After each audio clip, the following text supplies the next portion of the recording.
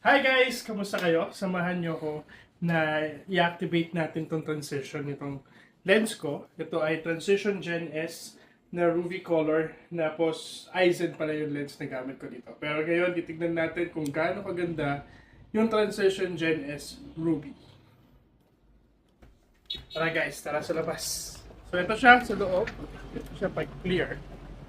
Ayan. Pero ngayon, palabas na tayo ng clinic. Tignan natin kung paano siya magda-dark.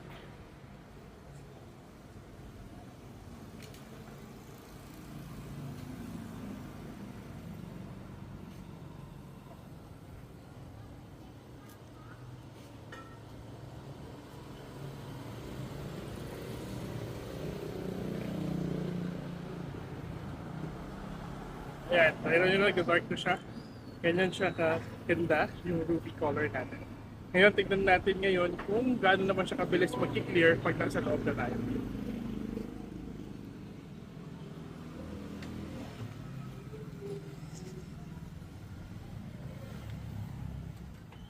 Ayan, tignan tayo sa loob. Gusto nyo naman kung gaano siya kabilis ngayon.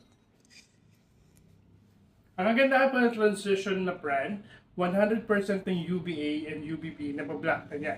So ano man yung mga rays of light na galing sa sun, na pag na-expose tayo, lahat yun nabablock niya. Tapos ang kagandahan pa, it filters yung mga harmful blue light.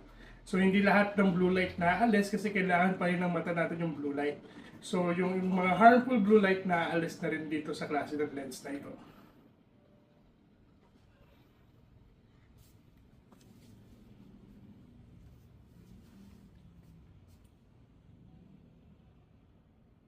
Ayan, hintayin lang natin.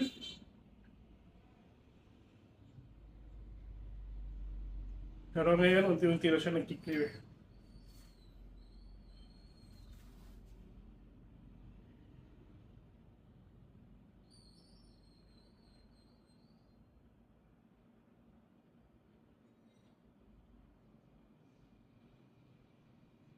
Medyo clear na siya.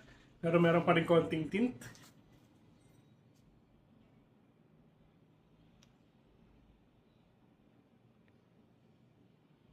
Pero yung pag-transition naman niya, hindi mo mapapansin yung pag-dark ng lens natin tsaka yung pag-clear ng lens natin. No? Once na lumabas tayo tsaka yung pagpasok natin, hindi natin siya mapapansin. Parang clear lang yung tingin natin. Yun naman yung kagandahan din sa isang lens na to.